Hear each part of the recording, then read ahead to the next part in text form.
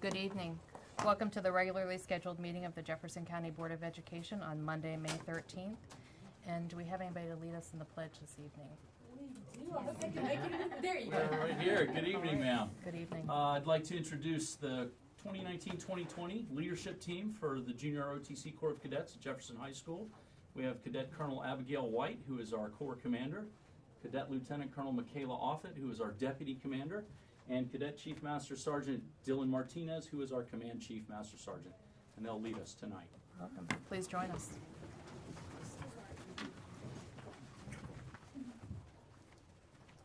I pledge allegiance to the flag of the United States of America and to the republic for which it stands, one nation, under God, indivisible, with liberty and justice for all.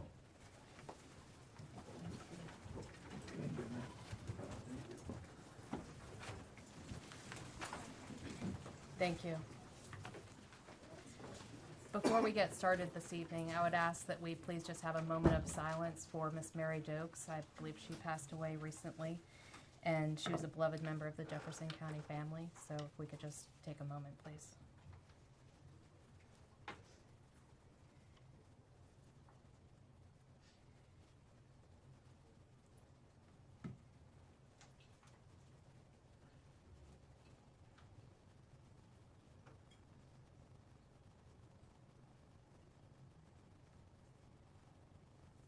Thank you.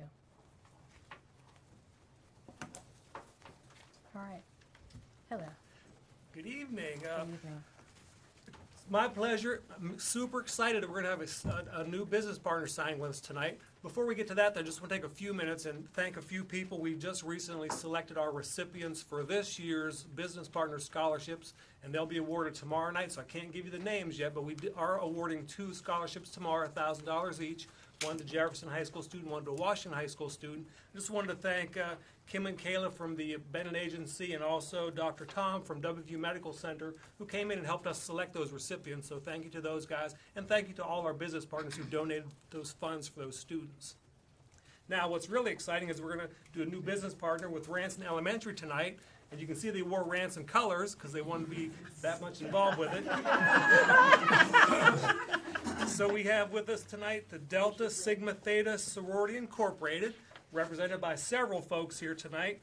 We have Miss Velma Green, Miss Erica Logan, Pastor Amy Hayes. We have Miss Dolores Foster, Miss Carla Hunter, who of course is at Washington High School. And we also have Miss Sandra Fudrell. So we're excited they're all here tonight. And of course we have Miss Corbett from Ranson Elementary. So if we can have Miss Corbett and Miss Logan step up to the table, please. We'll go ahead and sign on the dotted line. And I know they've been already doing some things with Ranson Elementary, and I'm going to let them tell you about some of the activities they've already done and plan to do in the future. Speak on that. Ms. Green is at my school every day, so I thought she could one that would speak some of the things that they've been doing over the past years recently. Ms. Green, and How about Erica, if I either could way. just give just a little bit of background just about the organization, and then we can get a little bit more Sure, specific great. about what we've been doing with Ranson Elementary School, if that's okay.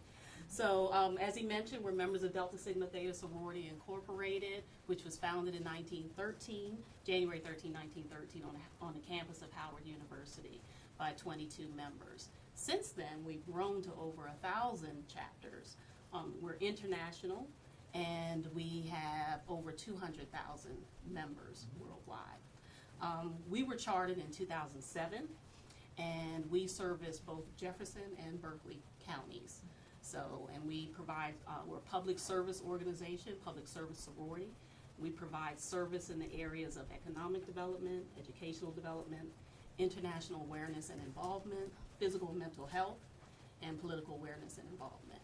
So we have partnered with Ranson Elementary School in the area of educational development. Well, we also actually cover a few areas through our relationship with Ranson Elementary. And as she mentioned, Velma Green, one of our chapter members, we have a small chapter of about 31 members, of which maybe 20 or so are actually in the area. And again, we service both counties. But Velma Green is at the school regularly. Daily. Doing lots of things. So Velma, if you can talk a little bit about some of the things you do. I'm a retiree from Fairfax County, so education. So I do read to the students. We also, with Carla Hunter, she partners with the Red Cross in Disney. She does a pillowcase project for all of the third graders at the school. We also volunteer at their annual picnic. We give monetary donations. And right now, we do have some books for you. Wow. And these are, I think we have over 50 multicultural books. Oh, wow.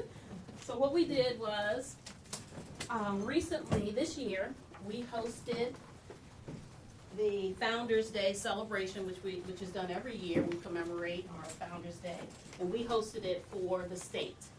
And as our service project, we collected books. So, multicultural books. So we have a donation to make to the school. Oh, wow. Open this. There we go. A donation of books to the school that you can add to your library. Oh, thank you.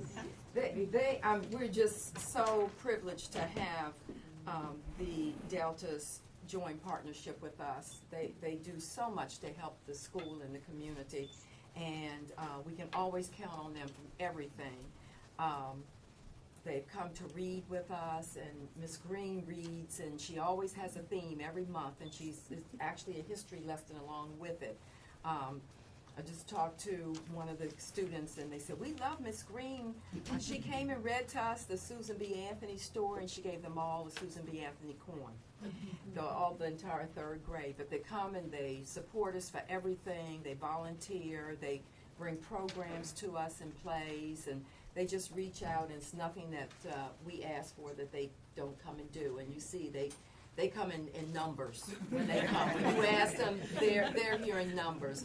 And also, Miss Roper is also a Delta too. She's not in her red, but she's got a black one. But she's a part of the sorority as well. So I don't want to leave her out. But they always come and make a difference for us. And we just thank you so much for everything that you do. And just continue with the partnership and just hope it grows. And like I said, it takes a village. And you guys are part of our village to help with our community. So thank you so much for all of our students and staff of Ranson Elementary. Thank you for coming to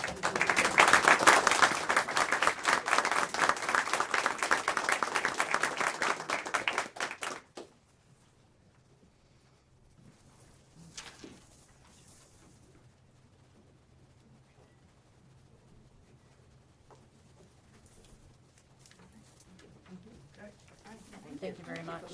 Thank you.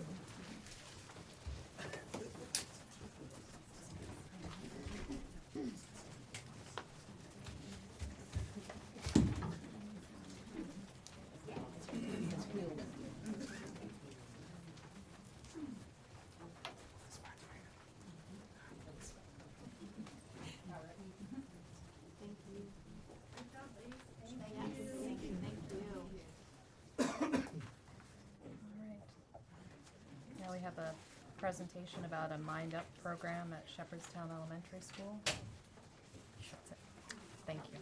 Good evening, Dr. Gibson, members of the board. Mr. Blanc could not be with us this evening. However, he asked me to introduce the speaker to you, and that is Dr. Suzanne Offit, who is, of course, familiar to all of us as the former principal of Shepherdstown Elementary. Dr. Offit is going to share with you about a project she recently completed in partnership with Dr. Ann Murta and students at Shepherd University on mindfulness. And Dr. Offit is joined this evening by Ms. Taylor Carroll. Ms. Carroll may be known to you as well. She's a graduate of Washington High School, and as of Saturday is also a graduate of Shepherd University. Dr. Offit?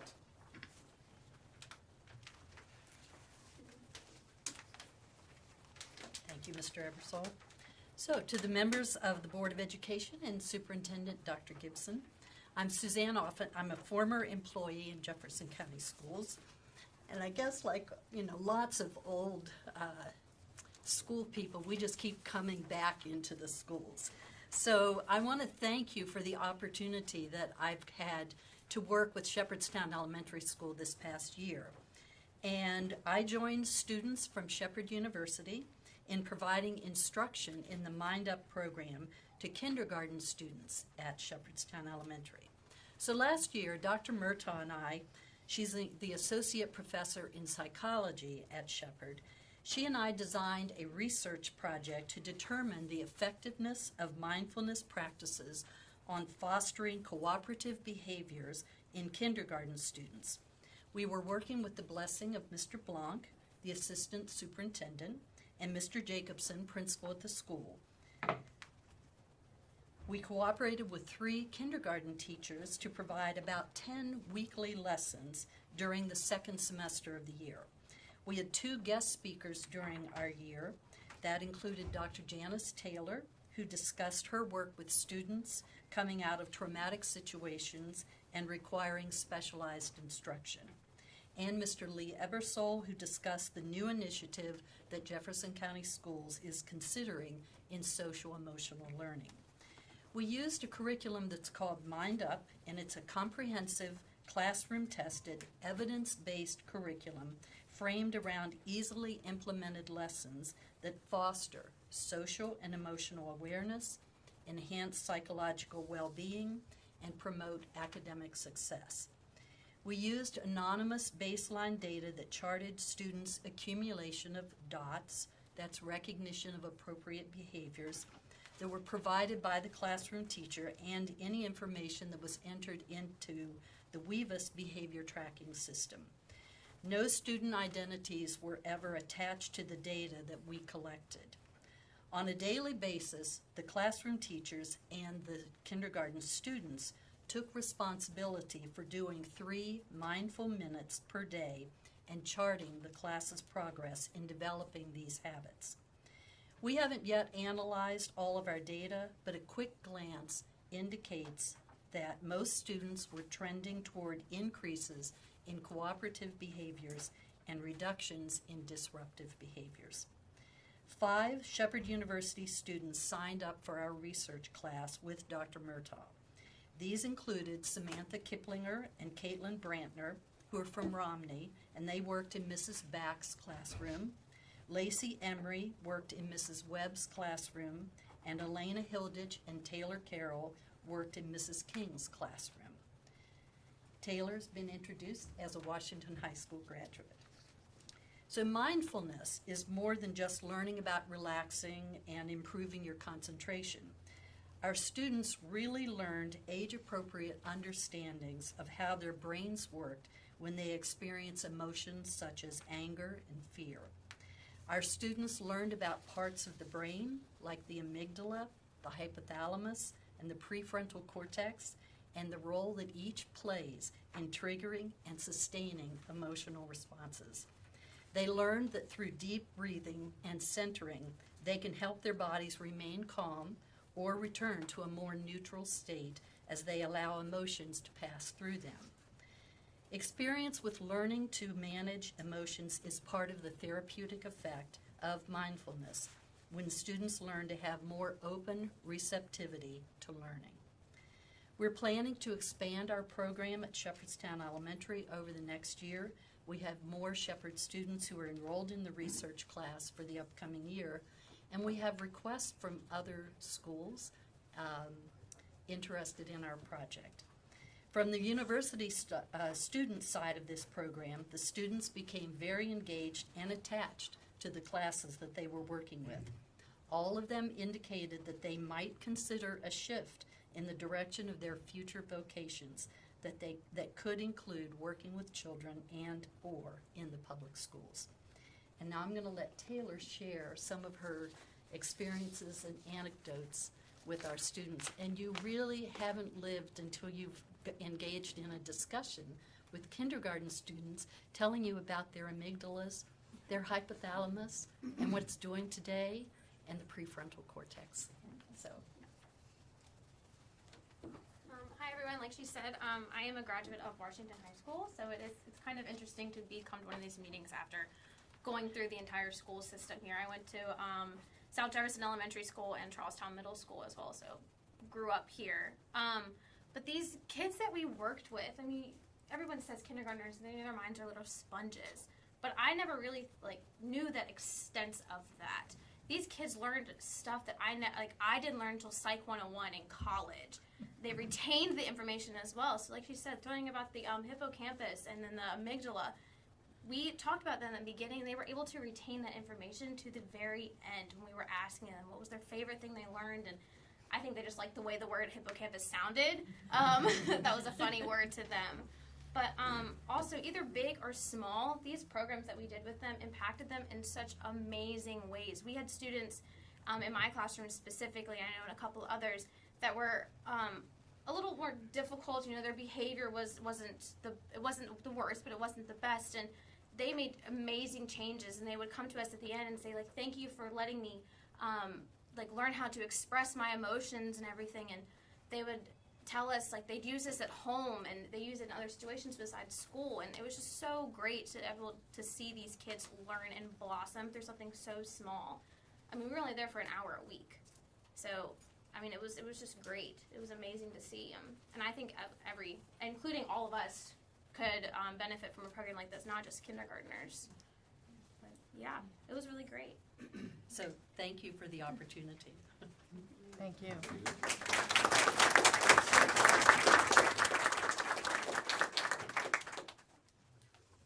I would also point out to you that we have multiple schools in the system who utilize Mind Up. Certainly Shepherdstown Elementary School, under the direction of and support of Dr. Offit, had some students to do some more intensive work with them, but our special education department has purchased that program for multiple ones of our schools to implement. And we've had good results. Good results. Madam Superintendent, do you have any further comments? Oh, no, ma'am, I believe there'll be plenty of comments as the evening progresses. All right. Approval of minutes. Is there a motion to approve the minutes for our regular meeting held April 22nd and special meetings held April 23rd, 25th, 29th? So moved. Second? Second. Any questions or changes? All in favor? Aye. Opposed? Thank you. All right, citizens' comments. Ms. Ogden, would you be kind enough to be our timer this evening? Just a reminder, since we do have some new people this evening, we do ask that you limit your comments to 3 minutes. Ms. Ogden's phone will make a noise, and when that happens, if you could quickly wrap up so we don't have to throw you off the podium there. First up is Lynn Hardy, followed by Joel Whitmore. Good evening. I know a lot of people in this room are worried about the money that you spent for the lawsuit that you lost, and that you're continuing to pursue a lawsuit in federal court. Per West Virginia Code 11-8-28, suit to recover unlawful expenditure or to cancel obligation that applies to this board. Whenever a fiscal body expends money or incurs obligations in violations of sections 25 or 26 of this article, suit shall be instituted by the prosecuting attorney of the county, which is Matt Harvey, or the Attorney General of the state, Patrick Morrissey, in a court of competent jurisdiction to recover the money expended or to cancel the obligation, or both. So that money needs to be returned. That was taxpayer money that we paid in this room for a lawsuit that maybe some of you want to pursue, but not everybody wants to pursue that course of action. This board should not have spent that money. I read the lawsuit, summary, I guess it is, and they put a preliminary injunction in place in federal court. So I don't know how much money you all spent for this. Close to $500,000 for the defense. I don't know, but estimates say that if you could pursue this in federal court, it could be up to $1 million. And I looked at your budget. You have about $122 million in non-liquid assets. So where are you going to get the money from? That's what I would like to know. But also, I am thoroughly disgusted, as many people in this room are. I suggest you resign now, all of you. Let other people join the board who really care about children, who really will use the money in a fiscally responsible way to fix the schools, hire teachers, hire social workers that can make a big difference and give up this fight against the anti-Rockwell whatever. Thank you.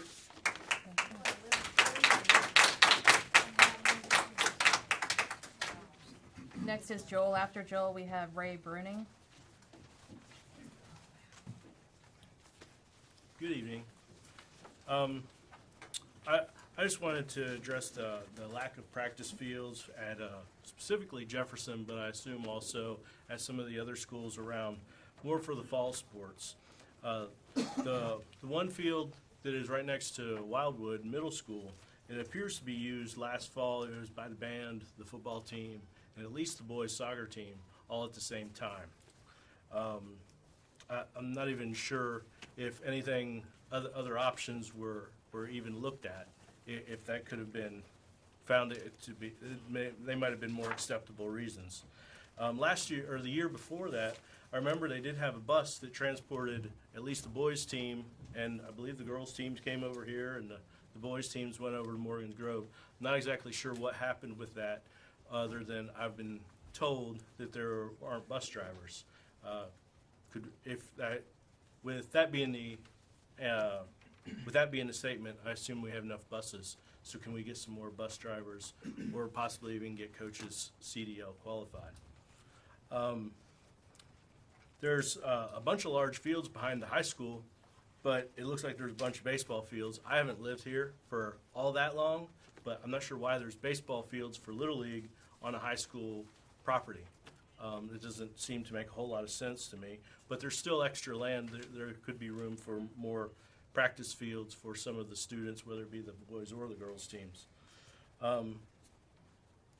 Somebody should really look at some plans to be implemented to create the practice fields on campus, because when you take the kids off the campus, it just opens the door for all kinds of problems, whether it be just a simple thing like an accident on the way to the practice field, or if there's an event that would require any type of medical assistance or something at one practice field, and the trainers at the other practice field are in two completely different locations, or across town in this case.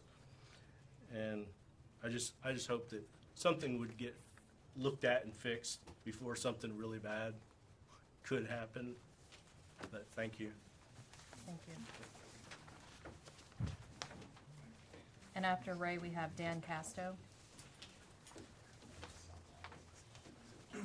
Thank you for taking the time for my comments, and I'm probably going to ramble here because I'd started to write stuff down. And as I did, I became so appalled and so frustrated that I didn't even know how to put my thoughts down. And this is in concern with the lawsuit of condemnation. 2 years ago, you signed onto a pilot agreement for that land. And now 2 years later, you're saying we want that land. We need that exact 194.7 acres. Nobody even knows who came up with the idea. You perjured yourself in court, and you want to continue to move forward with this lawsuit. This was done, this vote was taken at 11:50 at night, wasn't on the agenda, against the open meeting laws. And whether or not it was done in executive session, it still has to be on the agenda, what's being spoke about.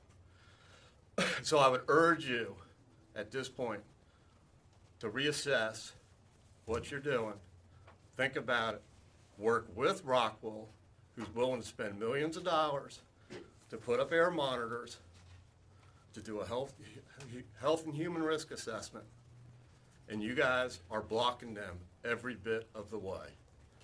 And you guys need to stop blocking and work with them. They're going to be here, and they're going to be paying you lots of money in taxes, and they're willing to work with you. And I'm going to encourage you to, 1, drop the lawsuit, 2, start to work with Rockwell. Thank you.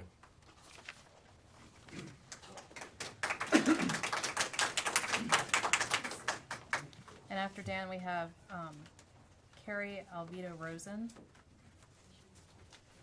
Hi, I'm Dan Casto. I'm president of Jefferson County Prosperity, and all of you board members will soon be seeing more of these signs because our group is leading a petition drive to have 4 of you removed for a variety of reasons, which you're more than welcome to go to our petition site and read the petition against you. And by the way, we're approaching 200 signatures, so there are a lot of angry people out there.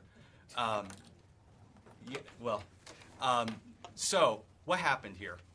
You guys know exactly what happened. You were under political pressure, and you caved. You wanted to please a really vocal group of people, a group of people who care nothing about the law or the rule of law, and are proving it Thursday. I don't know, are you guys going to go get arrested with them? Are you going to let the kids out of school early? I'm curious. Are those really the people you want to set an example for the kids in Jefferson County? You know, your lawsuit was laughable. The way it happened was laughable. You hired an attorney before it was approved by the board, not even licensed in West Virginia. President Skinner, could you have at least went on her website and seen if she was licensed in the state of West Virginia? What about any of you? Did she consult you before she hired the attorney? Probably not. You essentially, as the federal judge called it, you violated somebody's constitutional rights. All of you took an oath of office to uphold the Constitution. And the four of you who voted to do it, the four of you who voted to take this action, violated your oath. That's clear. The judge, read the decision, arbitrary and capricious, shocking. How can you even tonight, with a straight face, sit there and not admit what you did was entirely political and it's time to drop this action? The folks here at Soccer Field, you know how much money it's going to cost them if they continue this action? $1.5 million, according to their own attorney, 3,000 hours of legal services. How many soccer fields is that going to buy? And you're going to lose. The federal judge laughed you out of court. You all know it. Give it a rest. You have no regulatory authority over Rockwell. You know that, Mrs. Skinner. You know this was such an important item to you. You didn't even show up to vote on the pilot agreement. You were on vacation. And by the way, Gary, you're on the JCDA. I don't know who was on there before you. You were in the same meetings I was in. You know exactly what happened at the JCDA. Nothing incorrect happened. So I'm appalled that you joined us. So we ask you, a large group of citizens is asking you to please stop the nonsense. Be the adults in the room. You're supposed to be supervising the children. Be the adults in the room and quit wasting the taxpayers' money, because the taxpayers are tired of it. And if you don't do it, if any of you ever want to be reelected, I'm really not sure you're going to be. Thank you.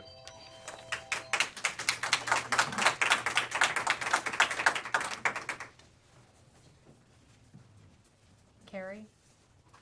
I would like to defer my minutes to Barbara Fuller, followed by Heather Shiflett.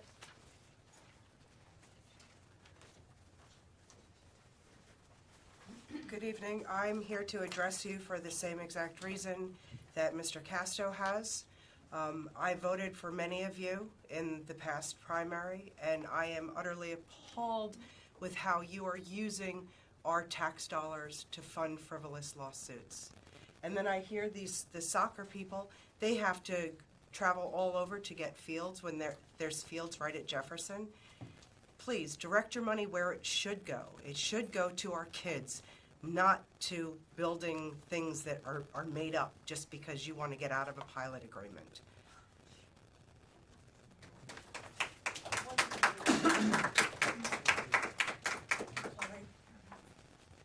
And after Heather, we have Regina Smith. Good evening. My comments follow Mr. Whitmore's. It's about the soccer fields at Jefferson High School. The boys and the girls, not just one or the other, are all suffering from the situation that's there now. We went to the AD at the beginning of the year to try to have the school help us, and we got nothing. We got the same thing we got last year, and it was sorry. So I'd like to come before you guys tonight and ask if you can look into this and see if there is a way to fix. All we're asking for is a field. Not a building, not bleachers, just a field on site. The kids do their job academically to be eligible to play. And I think it's only fair that we do our job to give them that chance. So, thank you very much.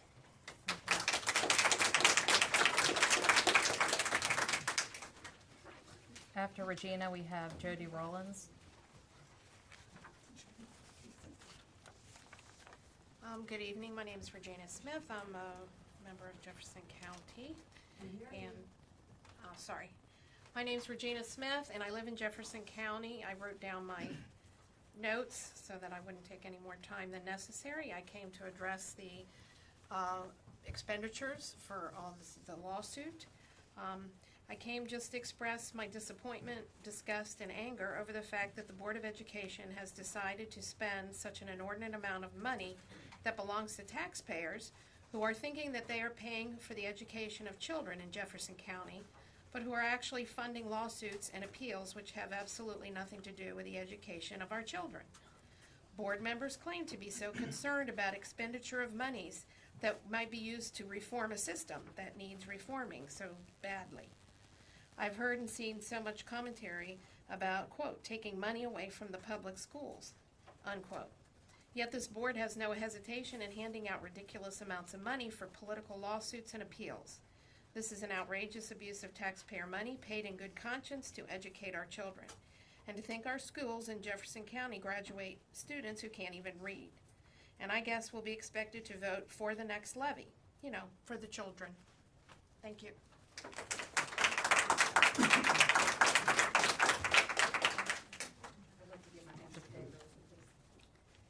Mark Wilson. And after Mark, we have Betty DeHaven. Hello, I'm from a family of educators, so I really understand how hard of a job that is. My father and mother were both educators. I come here because of my concern of my asthmatic child. So I really do appreciate you guys looking out for our children. You know, I really do believe that you have stepped up and had concern with the health of the children. I don't agree with these signs, resign, because I think finally I have seen leadership in this town. Too many of the politicians want to be quiet, and you finally gave a voice to this community. This is what we needed. We needed you to step up and give us a voice, and you did that. I support the facility because I think special needs is important.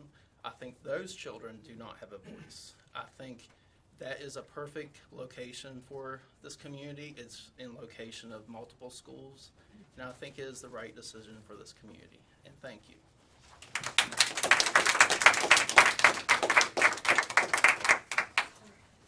And after Betty, we have Michelle Wheeler. Good evening, I'm Betty DeHaven. Did you know that the 45 goals of the Communist Party, that one of the goals is to take over the school system for the school boards to do this? And it seems like, from what I've heard about what you're doing, you've become the Communist Party to take over the school system. And it's very, very unfortunate, because you are in violation of the U.S. and West Virginia Constitution, which is the Fifth Amendment. This wastes taxpayers' dollars. It impacts businesses across the state, and this doesn't have anything to do with education.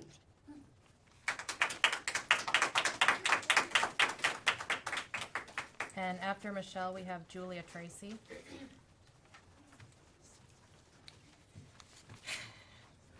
Hello. I'm Michelle Wheeler.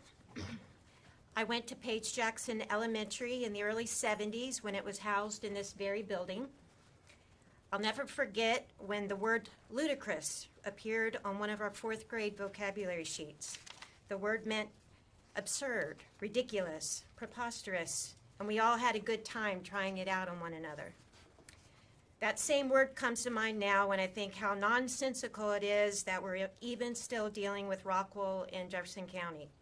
No matter how one feels about eminent domain, pilot agreements, devil's bargain jobs, or gambling with our health, the fact remains that situating heavy industry near any school is in violation of West Virginia Department of Education Legislative Rule Series 172, which was written with the intent of keeping children away from hazards and undesirable environments, period.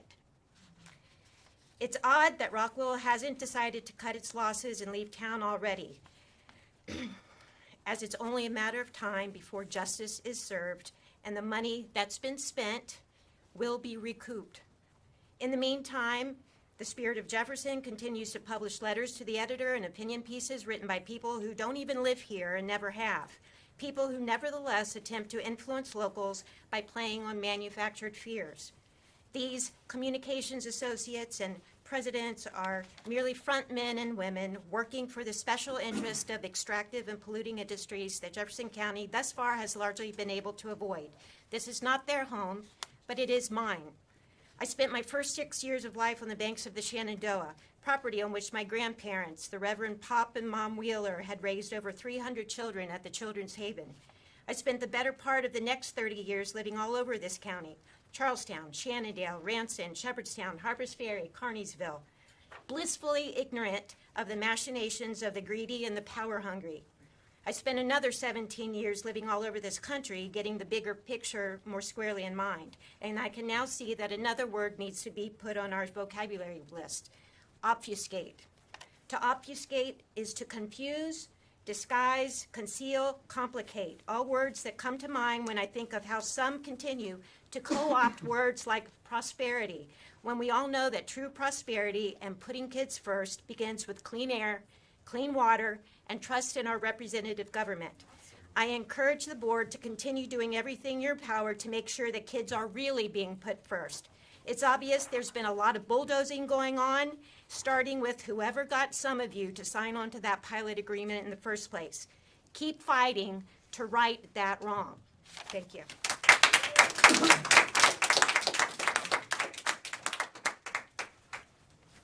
Julia Tracy. Maria Brown. I also like to defer minutes, or you want me to speak? I can speak. I'll speak. Okay, great. Awesome. Ms. Brown, are So- you using just your time then? Yeah, I'm gonna Okay. use just my time. So thank you for allowing us to come in and speak. It's unfortunate that we find ourselves in the situation that Rockwall was allowed to come in here, and now you have to spend taxpayer dollars and school funding to fight it. That's unfortunate. So we got different entities going at. I just think that was a bad decision, unfortunate. But you know, you are where you are, and it's going. Chips will fall where they may, I suppose. But I would like to have seen some of that funding, and especially the funding that was just allocated between the two schools that we did get. Kind of be. I feel that they've been unequally allocated, so to speak. Feel like Jefferson High School is the school on the other side of the tracks, and we just kind of, as it's falling apart with AC units and lack of field and space, you know, it's just, I think that we should have been allotted a little bit more money towards our school as well as Washington to find a soccer field and a space. And it's not just about the soccer field, it is just about allocating space for our kids. Board of Education, if it's correct, does own the property behind. I'm not sure why Little League fields are there, but you do have, like I said, we've got athletes that are working really hard in school to try to be a part of their school and do something and I guess improve their athletic department and. I just feel like they are kind of getting slapped in the face. We've got a few places, a few sports teams that have premier fields, and the rest of them are kind of, track, soccer, kind of like, okay, well, y'all just share everything. And it's unfortunate because it's discouraging for the kids to work really hard on both of those areas and not have a place to call home. Then somebody has already echoed the risks involved, and I think you all saw that several years ago when a child was, killed because of it wasn't the soccer kids' faults, but, they've been traumatized for the rest of their life because they were on their way to Morgan's Grove Park to have to come off, their own campus. That's never going to happen if we're right there on our campus. So I think it's to the benefit of our students, to our school, to our counties, for us to have proper facilities for all of our things. If we're going to have these teams, then we need to have the facilities to support them. So I just feel that. But thank you for my time. I appreciate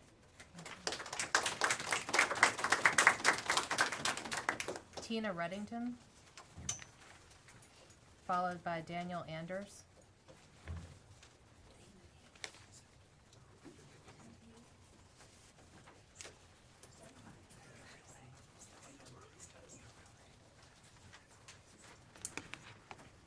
Hi, Ms. Gibson, remember me? Last fall, I sent several emails to the board. I don't know if you remember my emails. It was about Jefferson soccer and the need for fields, as many of those parents have already talked about. And just up front, I just want you to know that Ms. Gibson had a meeting with some of us and the parents and Mr. Winbush, the Director of Athletics from Shepherd, many members of our boosters. I'm representing today WVFC Soccer Club as well as our boosters. We have met with the principal, we've met with the AD on numerous occasions, not just once, not just twice. There is a drastic need for funding for the Jefferson High School soccer fields. There are 4 soccer teams at Jefferson High School, not just a boys team. There's 2 girls and 2 boys teams. There's a shortage of green space because there just is. There's not enough space. There's a lot of baseball fields there, a lot of little league fields, but there's not enough space for the rest of the teams that need actual green space. The band practices on a soccer field, on a flat space. Soccer teams need reliable, flat spaces with equipment. They don't have that right now. They are practicing on unsafe, inappropriate, and inequitable conditions. Last year, they made it as far as they could go, and they were forced to practice on unlevel fields without any goals to practice. Now, how does a soccer team win without any goals to practice in? You don't. They didn't make it to the States. We've tried the traditional path of meeting with the principal and the AD, as well as Ms. Gibson. We've gotten nowhere. You've heard that. We were promised that things would be changing for this year, for this coming up year. They haven't changed. In fact, the AD informed us this past week that Coach Steffi over here, along with all the other coaches, would have to work it out amongst themselves on what fields they're going to practice on. That's not what a leader does. That is exactly what an athletic director is supposed to do. We don't have the space that we need, and we need the funding now to do it. I also found out, thank God for the Spirit, that the money was allocated to Washington and Jefferson, but only for a track, because nobody showed up to this mysterious meeting about funding for Jefferson High School. Nobody was notified of this meeting. Maybe the athletic director and the principal were, but nobody else who are actual advocates for the program were notified, because we would have showed up and we would have advocated for them. We've tried to actively participate in the athletic committee that was formed. Over 20 parents from Jefferson High School alone tried to get on this board, this activity committee. And Ms. Gibson promised us that we could be a part of it, and not one of us was allowed to be on it. Where is the transparency? We need soccer fields at Jefferson High School. Thank you. Oh, I do? Oh, the extra minutes? Yeah, I did change it, so that was my fault. Okay. Do I still have more time? Yes. Okay. Okay. Not to mention, the soccer club alone, currently, you're going to have a massive influx of kids. I know the Epic group is here today as well, but minus Epic, WVFC alone has 540 children playing soccer in this county. 540 kids. Okay, and there's 21 teams in that club alone, not to mention what Epic has. And oh, by the way, we're a statewide organization. We have another arm in the South that has a lot of, I would say, pull or influence with the state as well. Soccer's a growing sport, and it's clearly not being given the space and the attention that it deserves. I would highly suggest, if Rockwell isn't going anywhere, maybe partner with Rockwell to build a grand park. Okay? I'm just throwing that out there. I own a farm. Believe me, I would rather not have insulation in the air. Believe me. I have kids, and I have autistic kids, so I get both parts. I know Ms. Gibson knows all about my daughter. There was an unfortunate incident in the school, so believe me, I know the special needs program in this county. So I'm not on either side, but you know what? Maybe we can come up with some sort of a solution. There's always an answer.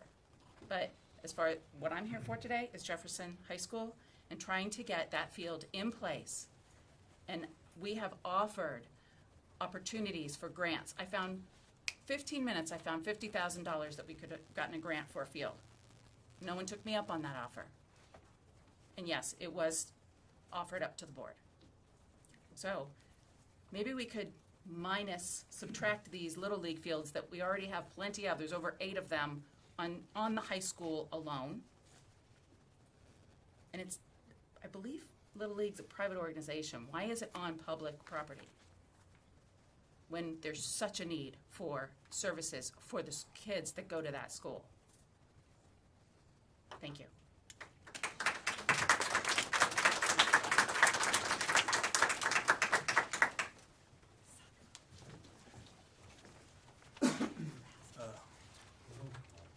Good evening. I'm Daniel Anders. Many of you know me as Clay Anders, but Daniel is my real name. I'm here to express my support for the Board of Education on the recent actions. And I'd also like you to keep in mind that I feel the majority of residents in this county are behind your actions and do support you. This JCP group is a small percentage of people. And just some numbers to throw out there, their group has about 1,300 members. Our group has over 10,000 members. Just to put some numbers out there. Now,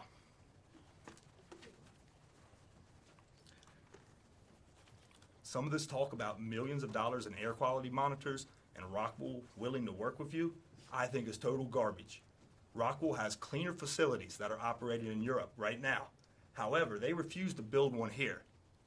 Any company that refuses to put their cleanest facility beside 2 elementary schools, what does that tell you about them? What does that tell you about a group that is behind them?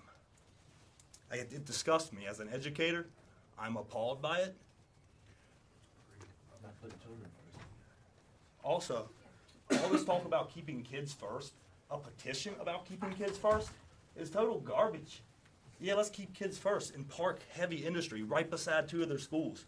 Let's disregard guidelines from the World Health Organization that says there should not be heavy industry that close to a school. The whole thing is ridiculous, ludicrous, I'll quote your word. But I think by using eminent domain, you are keeping kids first. Okay, thank you.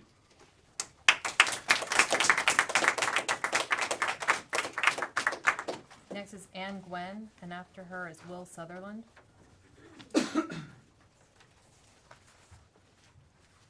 right, I try to do is recording, and my speech will last about 6 minutes, so I'd like to have you guys to have a copy of my speech, and I'm going to do the short version of this. My name is Ann Gwen. I lived about 3 miles away from North Jefferson Elementary. I worked in the genetic toxicology field for a while. And in the past 17 years, I've been working in cancer genetic. I have supported the public school system for a long time. I voted yes to raise and levy tax whenever the boards ask. I am here today to express my concern about your decision to condemning this private company property. I understand you're building you use the property to build a center for special needs kids. Let me tell you about my experience with the Jefferson County School, public school. I spent 7 years trying to work with the people who work under your supervision. My experience was horrible. I have talked to one of the board members here. I'm not going to name names, but you know my story. I can only come to the conclusion that none of you care.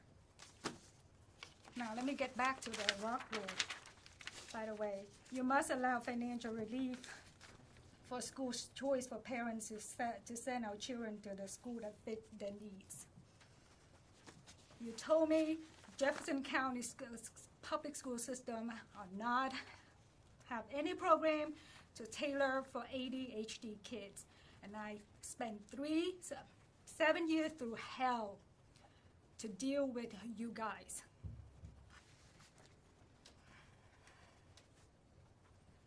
As I understand that you had an open meeting about this company being built on Jefferson Orchard prior to its permission. The school superintendent and all the school members had approved the pilot agreement. On October 3rd, 2017, the school board signed a legal document to allow Rockwool to build. I would like to know, how much did you do research about this company? Did you know that the Environment Protection Agency and the Department of Environment Protection would not approve a company that will be harmful to the public? Over a year later, maybe about around 2 years, you received pressure from a group of people that presented you with misleading information.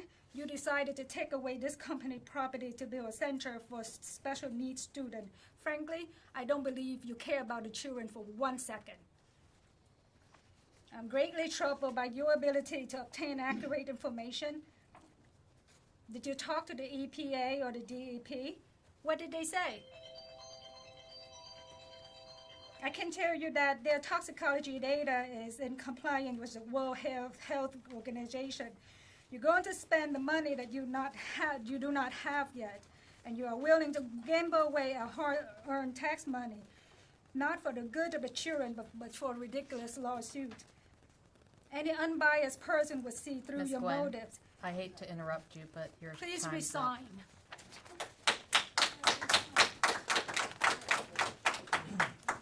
After Will, we have Wendy Lochner. I just want to come out and say thank you. I think you're doing the right thing. I remember back in the day when you were pitched the whole pilot agreement with Rockwool. They didn't say anything about smokestacks, didn't say anything about the vicinity of their property surrounding where the factory would be and how you wouldn't be able to use that property for really anything else except industry. So that eliminates a lot of green space where you could have soccer fields, stuff like that. And as far as people come out of the woodwork now, well, what about the money you're spending on the lawsuit? What about the tax money we're losing from this stupid pilot agreement? You're going to let a company from another country come in here and shit all over our land for a 10-year tax break.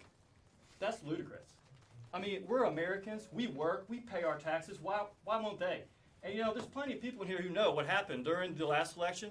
That's evidence enough that the majority of people are with you. I know. I mean, it's obvious. So there's always going to be some people who come out and they act out on any issue. But just know that we're supporting you. And I've even had people on Facebook compare people in protesting to like terrorism. Maybe they should get terrorism charges. You think I should be considered a terrorist because I'm sticking up for my home, which is less than a mile away from the location? And what about people who have children at these schools? I know for a fact. Well, why don't you take a job, Ms. Hardy? Where are your 3 kids now? Are they in this county? Would you like them going to school as little kids next to the factory? You can address us, but I'm please sorry. I just limit wanted it to let that. you know that I support you. Thank you, Will.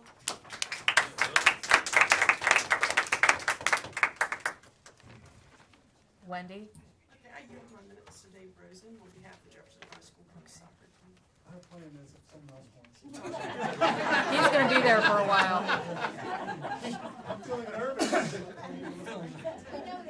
Well, I'll talk then. I'll go. Oh, yeah, please do. So, I'm kind of reiterating what has already been spoken here. I graduated from Jefferson High School in 1981. I'm dating myself here. The facilities haven't changed a whole lot. Being a coach at the middle school, middle school, high school, and even at Shepherd, our kids are putting a lot of time, effort, and energy, as well as all of these parents here. You see several clubs represented here.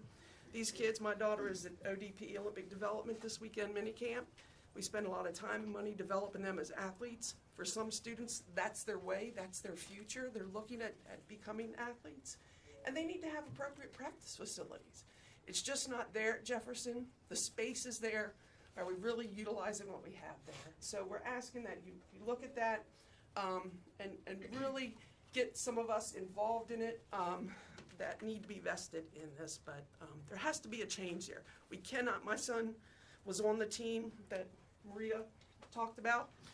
that kid that it was unfortunate, has to live with that the rest of their life.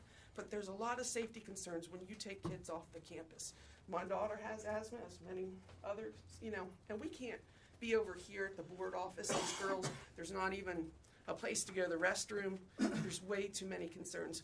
We're just going to put them in any type of transportation to get them over here. I'm not doing that with my daughter. So, thank you.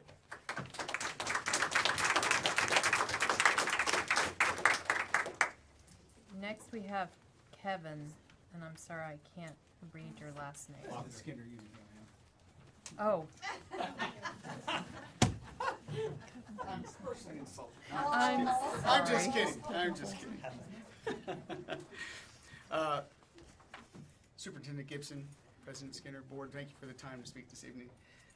Most of you I know, many of you I'm called friends, and all of you have earned my respect for stepping up and serving your community in a civic responsible way. I too do the same and involved in many organizations and boards in this city and in this county to do the same as you do. And it's not easy and it's a very thankless job, so thank you for that. Having said that, I come to you tonight not as a part of an organization or a group, but more of as a concerned citizen. I've lived here for 8 years. I've been very proud to live here. This is a great town, it's a great county, it's great people. And even when we disagree, we've always gotten along, we've always been able to work through it, and I don't see that civility anymore in this town. Whether you're pro-Rockwell or anti-Rockwell is irrelevant to me. I'm not for Rockwell, but I'm not opposed to Rockwell either. But what I am opposed to is my government overreaching its expectations through eminent domain, and the potential for frivolous lawsuits will coincide inevitably down this path. Now, most of you that know me, I'm the father of a 24-year-old autistic adult child. She got through Jefferson County schools for the 1 year that she went to school here, and I'm thankful for that time she had because she was severely bullied when we moved here from where we came from previously. So thank you for that. And I, too, would be personally supportive of a student support center. I wish my daughter would have had that opportunity. She may never leave my house, and that's okay, because she has a father and a mother that will take care of her to our dying breath, if that's what we need to do. Having said that, I'm concerned about the tax dollars that we could waste on these lawsuits going down the path you have chosen. I'm asking you to seriously considering, is this the right direction to obtain what it is you're looking for? The reality is your first salvo in court did not go very well. I'm not a fan of pilot agreements. Had I come before you some couple of years ago, I would have been opposed to the pilot agreement you agreed to with Rockwell because I'm not about corporate welfare. I'm also opposed to eminent domain in its current use that I can see here. And I can only see what I observed through the articles and the news stories and the judge's ruling herself. So I ask you as a citizen not to endorse or support Rockwell, not to endorse or support against or for, but to endorse and support our kids. Because I do want to see the support center built one day. Maybe it's on that property, maybe it's not. But in the meantime, I don't want to see the children that have to go to school now that need a good education to see that that money you're spending could be just wasted away. And maybe it could build a soccer field.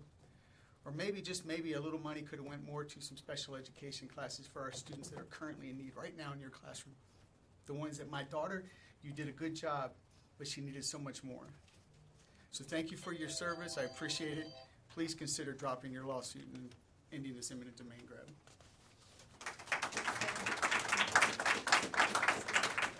See, and Mr. Tester, I know your name, but there's another Kevin.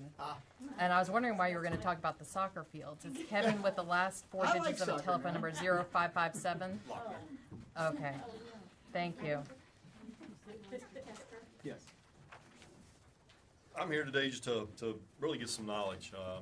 My daughter's going to be going to Jefferson High School next year. She's played soccer, I believe, since she was 5 years old.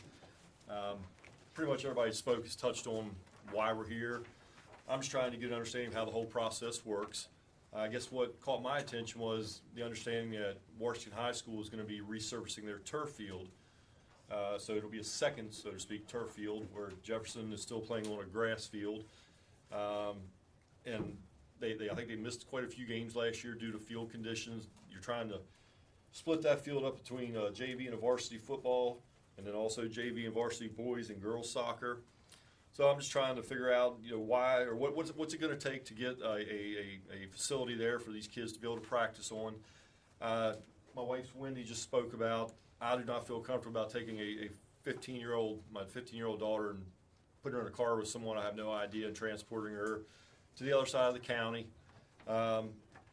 They have practice here on this field. It's not the best condition.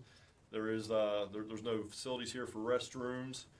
So I'm just trying to get a better understanding of how the whole process works. So that's why I'm here tonight. I just wanted to hear other people's opinions and views, and just hope that they can find the funds to whether it's to make a better field there or to put in a second field for practice. So just trying to get some understanding of how the whole process works.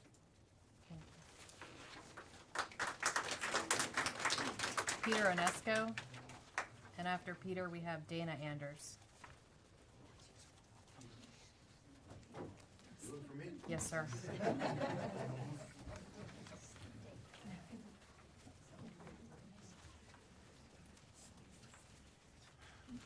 I am Peter Onosco.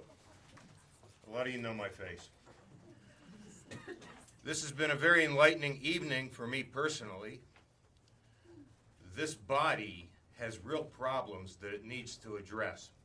Instead, it is wasting the taxpayers' money on a capricious, so said the judge, and politically motivated, having nothing to do with education of children, having nothing to do with their physical development, i.e. soccer fields, and other athletic venues, for a losing cause. And when this is all over with, who gets to pay the bill? The taxpayers. Sir, all of us. We can hear you if you please not yell. I would appreciate that. I have said my piece. Thank you.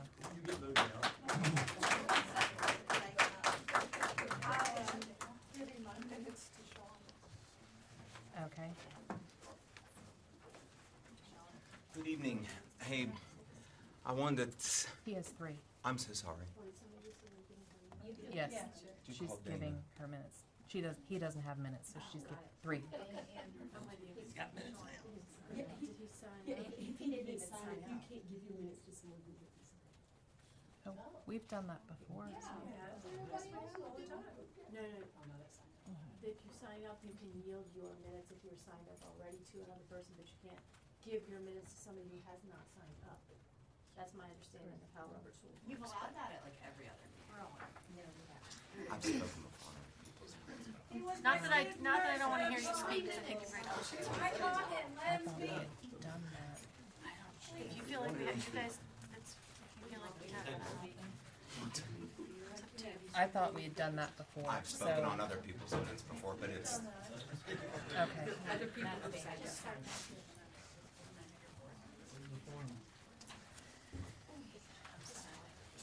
Just...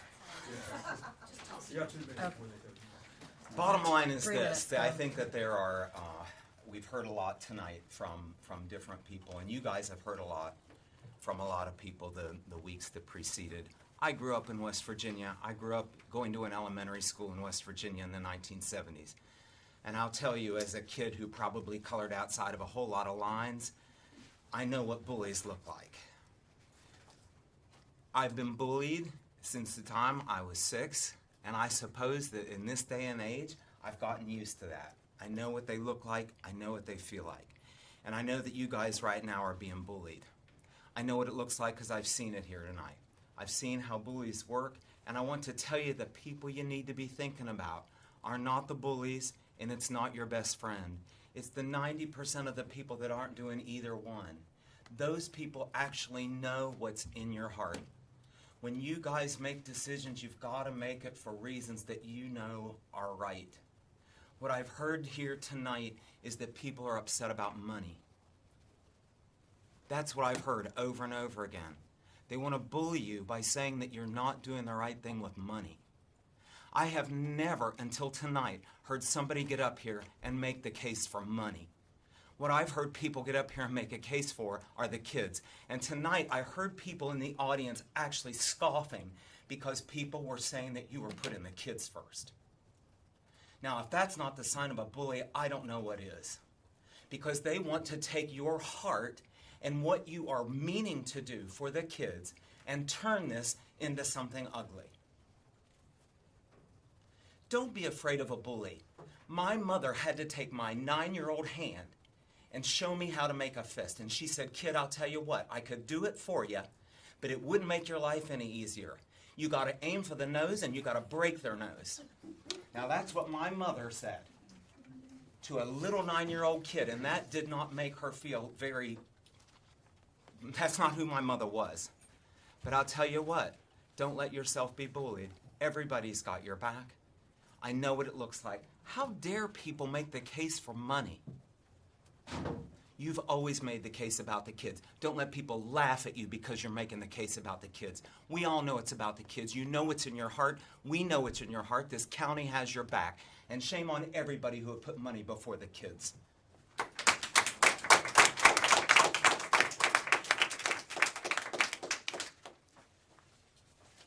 Sir, I really can't read your name, but I believe you have everybody else's minutes.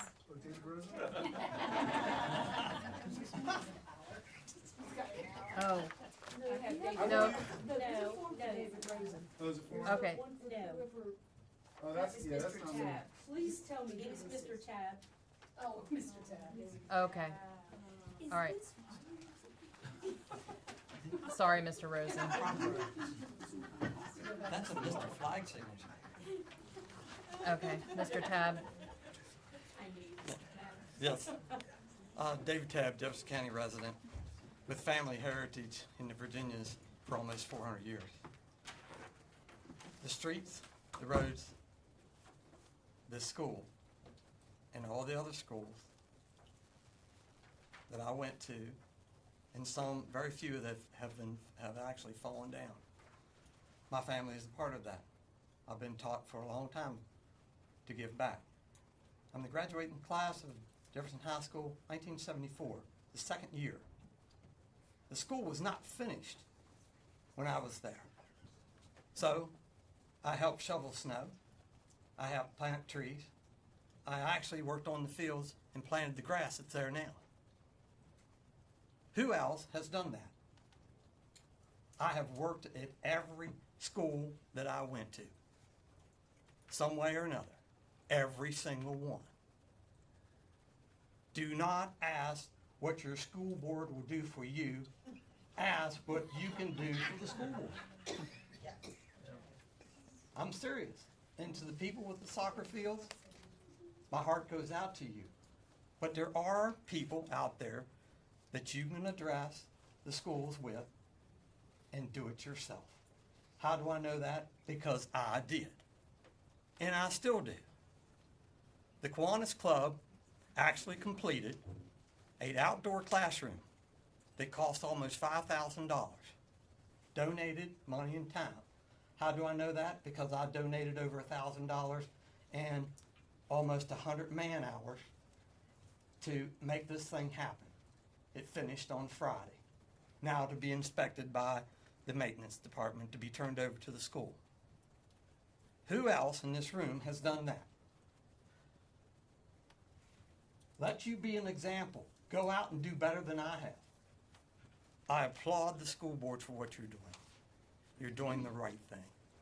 And as far as the judge that made judgment on you, I kicked that judge out of the courtroom and actually filed charges on him. So if you want to use my case against them to appeal this, talk to me. Because that judge is not very good and wrong. And I got charges up in the Northern District Court on that judge. So let's make it 2. Because what they said is wrong. Now, a lot of people don't like what I do or how I do it. But I'm here for the good of the people. I do not have to do this. I do it because I've been taught to. I take care of those who can't take care of themselves. And I do it every day. And I hope that the school enjoys their new outdoor classroom. A lot of work went into it, and I hope you enjoy it. Thank you.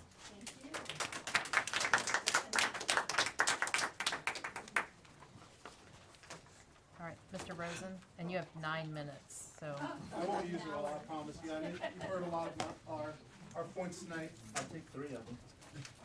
Well, you didn't sign up. I got here late. Mr. Rule says you can't do that. Robert. So I'm here tonight. I want to thank you all for your service. I really appreciate it. I know what it feels like to sit on that side of the table, but in a different capacity. So I really do appreciate you hearing us out tonight.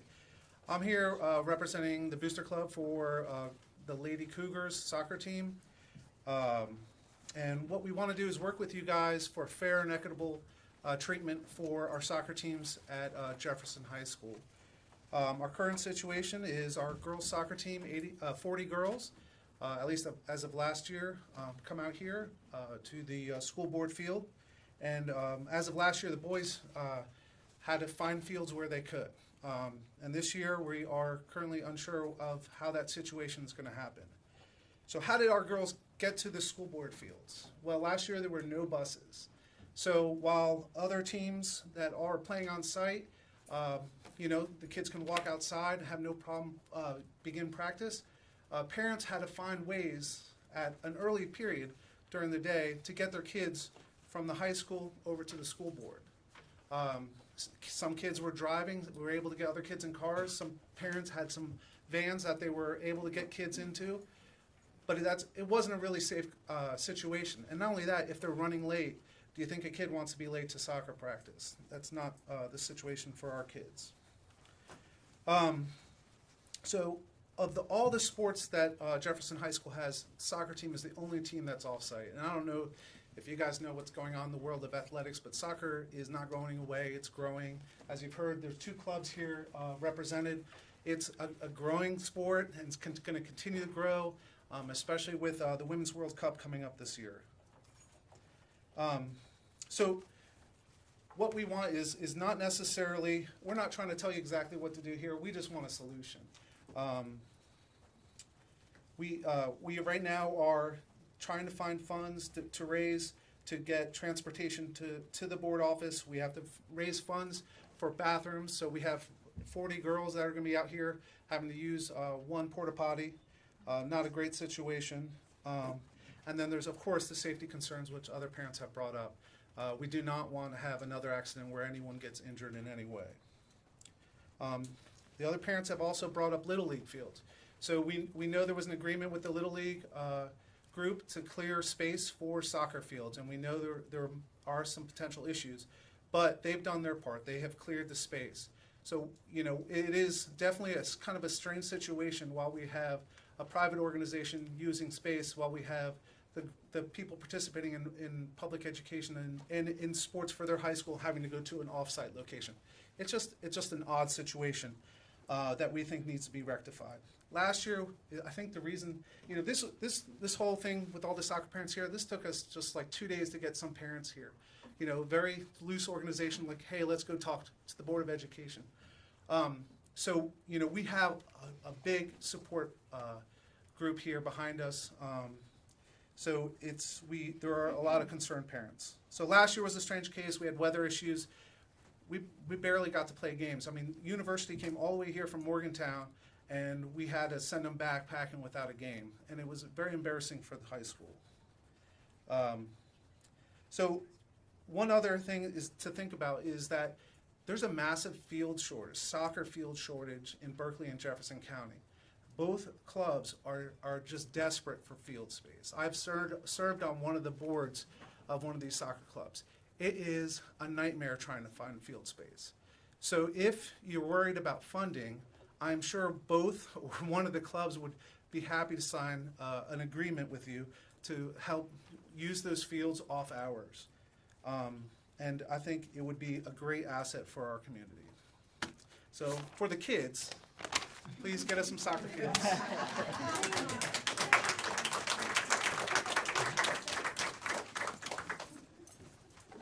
Thank you.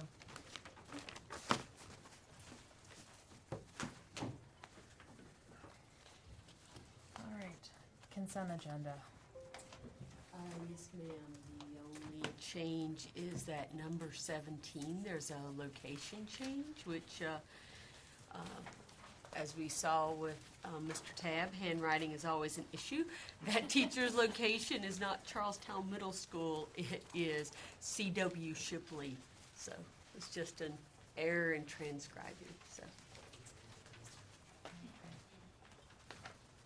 Do I have a motion on the consent agenda?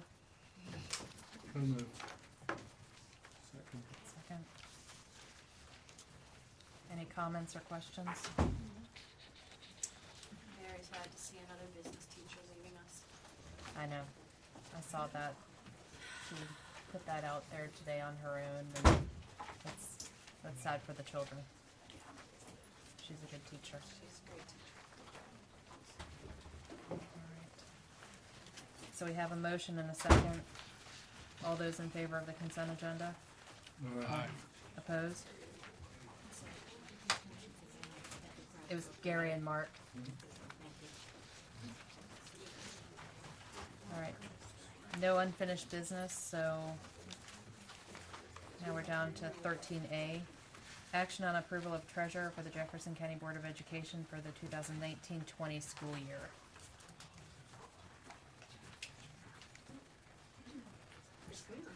So, currently, the county board has previously appointed annually a treasurer.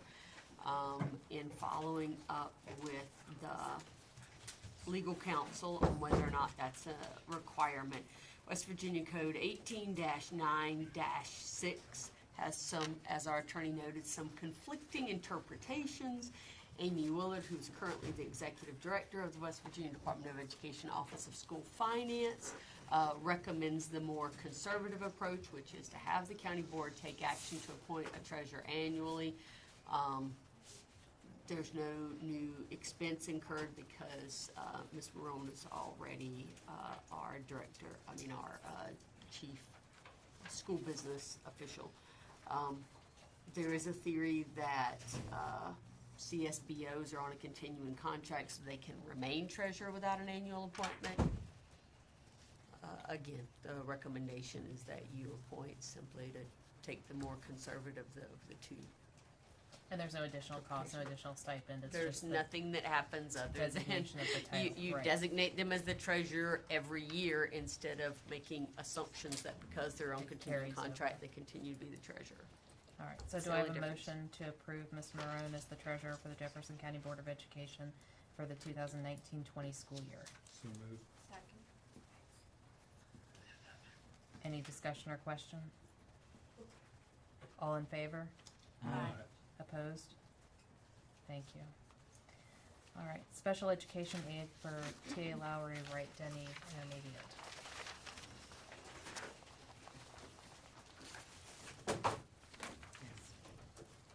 Evening. This is regarding a special education aid just till June, till the end of school year. Both classes are over the amount of students they are allowed to have under our policy of 2419. We are able to have 12 max, and we have had move-ins, and we are over. So we currently have an aid half-day at TA and half at Wright Denny. Since I am over the 30 days per our law and per code, I have to come to you to cover it from now until the end of the school year. At the end of the school year, it will be done. Okay. Do I have a motion for the special education aid for the T.A. Lowry, Wright Denny Intermediate split? So moved. Second? Second. Any questions or discussion?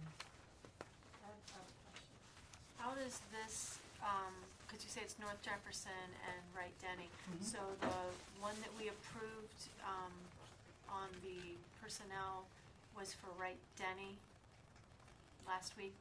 That was a move, correct. It's a half-time that they're increasing next year. That's a completely different situation.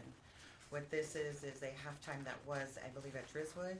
Their numbers have gone down, where the incoming from Paige Jackson to Wright Denny, they're going up over more, so that halftime is going there. So we had to just, it's a move. It's not an increase or a decrease. It's definitely, but I have to RIF the Driswood one to move it over and call it a Wright Denny one. Does that make sense? Yes. Okay. So it's kind of like chess pieces. No one. So this will be to the end of the year funded out of Special education. special education budget, and then since it says to be reassessed for next year, does that actually mean? That's the other one. That's a different one. That's a different Oh, one. I read too far down too Right, fast. yes, Okay. too far down. So this one will be just until the end of the year? Yes, the last school day for kids. All right, so we have a motion for the special education aid for T.A. Lowry Wright Denny Intermediate. All in favor? Aye. Opposed? Thank you. All right. Ms. Jones, again, personal aid care for North Jefferson Elementary School to be reassessed in June of 2019. Yes, this has been, this is for a student, and we had put in an extra again to take the data to see if this was appropriate. It is working. This is a child with high anxiety. And as I've included on you for your site is that we're starting to reduce the time with the aid. We have seen great, a little bit more confidence. This child is making gains. The parent is ecstatic. And we both agree that at this time we need to reduce the aid and back it away altogether. So at this time, we are taking data. Right now, we're decreasing, and I believe I gave you a copy of our plan on how to decrease. And then we're going to see if he's still being successful. In about a couple more weeks, we're meeting again. And if he is still being successful, we are going to continue, and we will plan at that time whether I do come back and ask for August and September because the plan is working, or we stop it right at that point because we are very successful. Again, it's based on the data that the student succeeds. Is there a motion for the North Jefferson Elementary School personal aid? Sorry, so Can we have a motion that we can discuss it? I'm So confused on what we're. Yeah. Second? Second. All right. Okay, Sure. yes, what is it that, it says personal aid for North Jefferson to be reassessed? What's that mean? Yes, I'm asking for the approval till June. If in that June meeting, it is at it's like the beginning of June, that first week in June, we're having a meeting to look at the data from the last 4 weeks as we decreased, okay, the services of the aid. We're backing it away slowly for a transitional period. Never do you want to just stop. So I'm asking at that point till June so that we can assess the data. Whatever that is, if we do no longer need the aid and we're stopping it at the end of this school year, you will not see me back on this issue.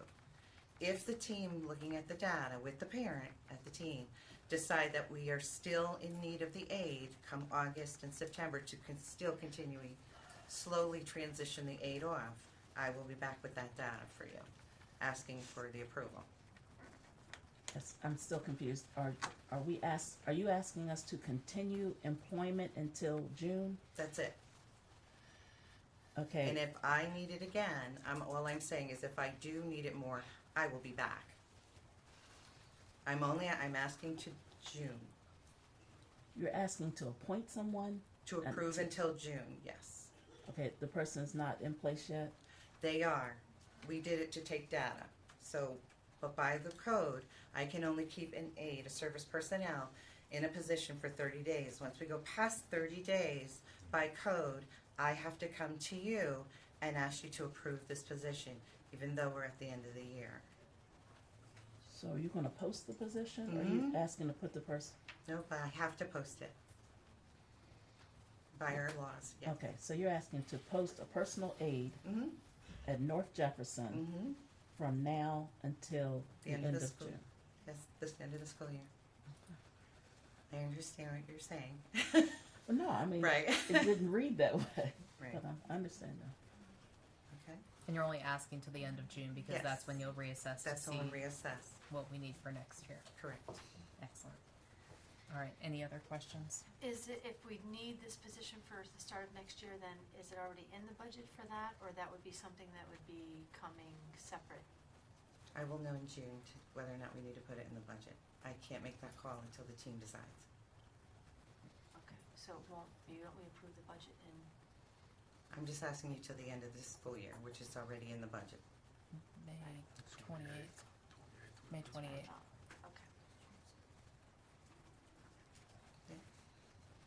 Any other questions or comments? All right, all in favor of the personal care aide for North Jefferson Elementary School until June? Aye. Opposed? Thank you. Thank All right, and I see D has been deleted. Yes, ma'am. And then that leaves us with E, to set the election schedule for the bond and the levy. So we've missed our original September goal. And so now we're looking at October 20-something is the earliest that we could do at this point.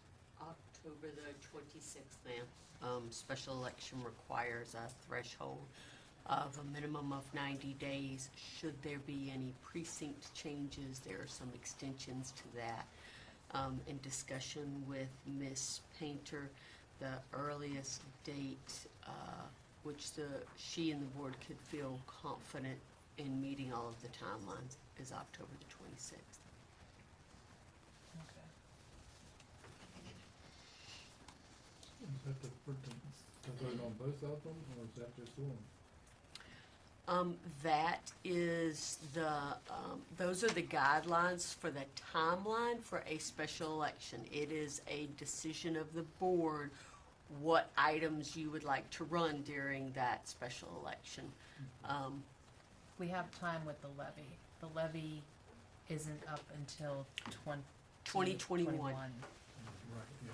So it's the bond that is coming due, and that's why we would renew it now and to coordinate with the CEFP.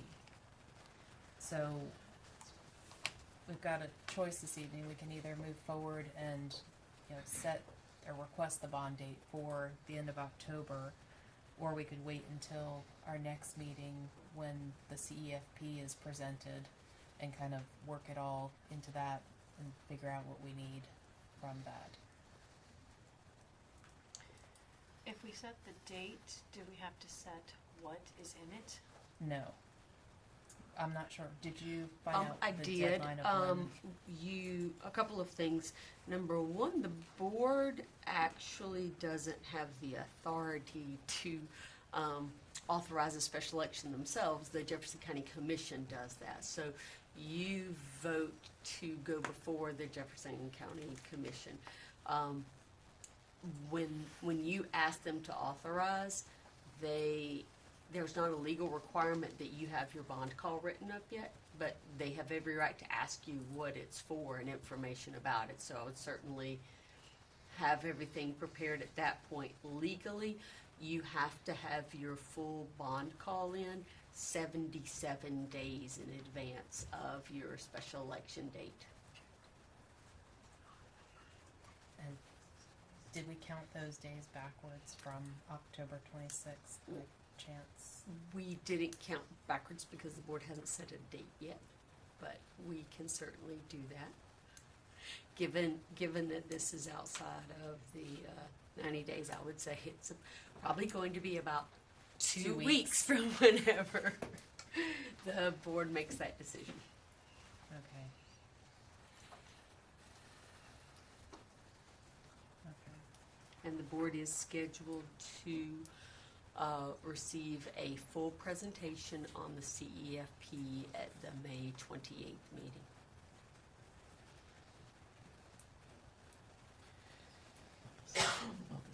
August 10th would be the 77 days, according to Ms. Roper. October 26th. Is that business Business days? days. Oh, it's business. Exactly, which is why I did not count it, Ms. Roper. I was like, oh, I'm not doing it. So. Okay. I think we need to run it as close to the beginning of school as possible. I don't think we want to get too deep. Into the holidays. But now, I don't know whether we can be ready by October 26th or not. With the bond call and everything. What do you think? certainly, I think that the entire staff works at the will and pleasure of this board. Number one, once we have the CEFP and the board makes some decisions about their priorities, then, we can certainly get information out to the public, make sure that we have the infrastructure and the capacity to be able to both inform people and support whatever they approve. Certainly, yes, sir. We can be prepared to run a bond on October the 26th.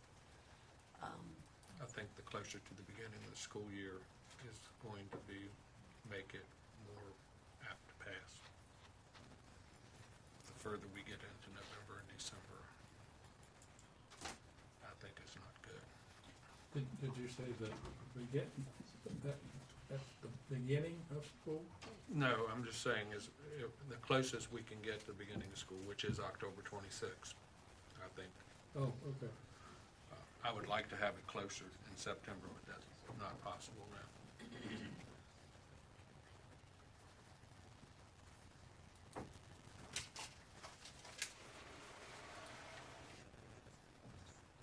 Well, that would still be the beginning of July, it looks like, roughly, if it's 77 business days, not counting holidays and things like that. You certainly have that So- time. That's when the actual bond call itself is due in for legal review and approval. Well, that was my next question. How long does it take once we figure out what's going on the bond call to present it to Nikki as far as the final version? It gets presented to the auditor. My understanding is we simply have to meet that 77-day timeline to turning it in.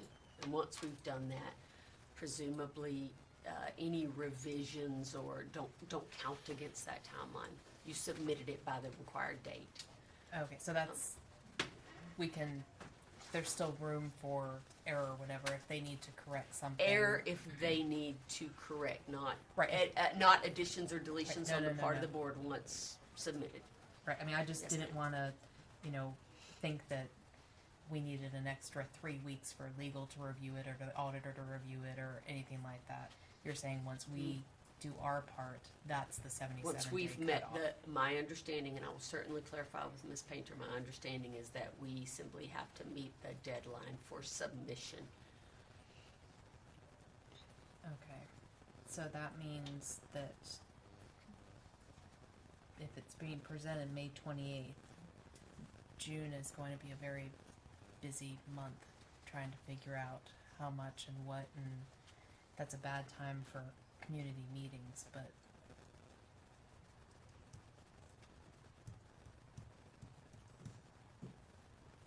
any other thoughts?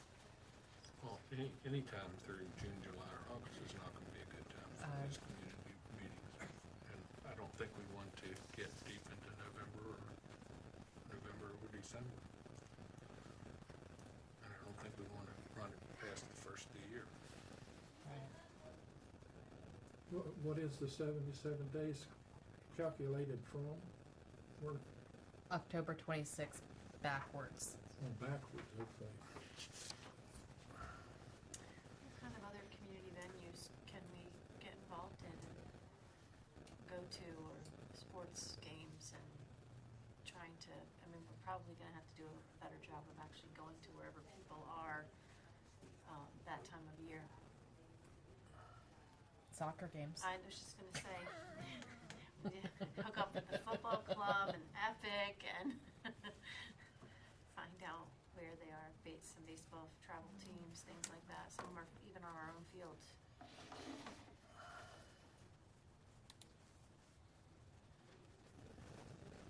And this is a big ask on all of us because we're the ones that go out there and promote it. So, We can certainly provide information, but your staff cannot advocate for or against. All we can do is inform. right.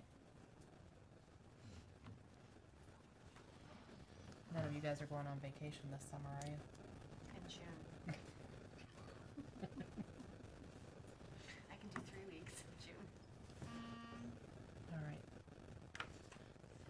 Well, if we push it off, that'll put us into November, no matter what. And the Jefferson County Commission meetings are the first and third Thursday of every month.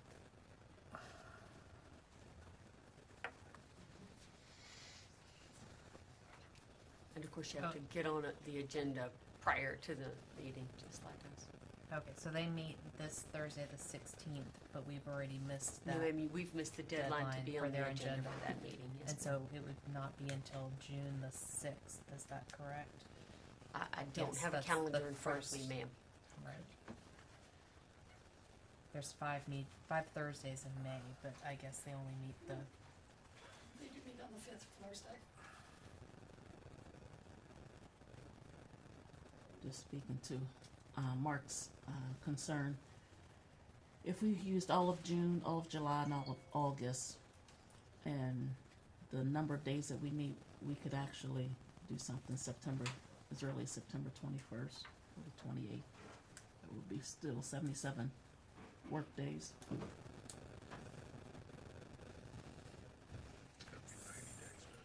yeah, it's 90 days. For that.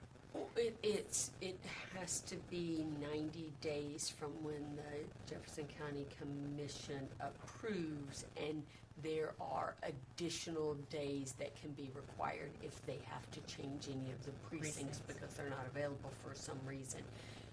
Ms. Painter's estimation from us going to the next available Jefferson County Commission meeting and then the required days forward with the cushion that you need in case there are precinct changes. Her advisement was October the 26th was the earliest you could run it. Now, could you back it up for the 90 days? What I would say to that is if the board cuts it close on the 90 days and there are precinct changes that Then we've change got a the problem. date, then anyone can legally challenge the results of the bond vote. I suspect that's not an outcome that the board would want. Hence, Mrs. Painter's suggestion on the 26th being the earliest that she could comfortably recommend setting a vote. I'm having flashbacks of those conversations we had with her last fall when she said, when we first talked about running it in June or whatever the first day, when we thought that the bond was running out this year, not next year. And she was very adamant about that 90 days, so I think that's not something we want to bump up close to.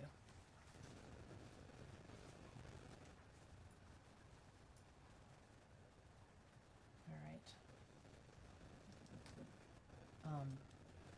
So you're leaning towards October 26th, is that? What are others' feelings on that? Gary, do you have thoughts on October 26th? I can tell you that it's apple butter making day at Jefferson Fire Hall. There'll be plenty of Jefferson County people there. Oh, starting well, then 6 in the morning. That might be a problem with the precinct, so that would be one that has to be changed Precinct then. change. It may be. It's critical. That's interesting that you have that on your calendar already. I'm a Delta, and that's what we do. That's our service. All right, well, that proves our 90-day issue. Ms. Ogden, do you have any thoughts? Like I said, I think we need to do it sooner than later. And I think we're gonna need to make a schedule, and every one of us is gonna have to pitch in and reach out to community and find out what's going on, and we need to be there to inform as many people as we possibly can. Let them make their decision. All right. And does everybody have the same thought that we hold off on the levy for now, since it's not due, as opposed to double booking them? We do not want to run at the same time, I don't think. Do you have any thoughts? I think we do them one at a time. One at a time? All right.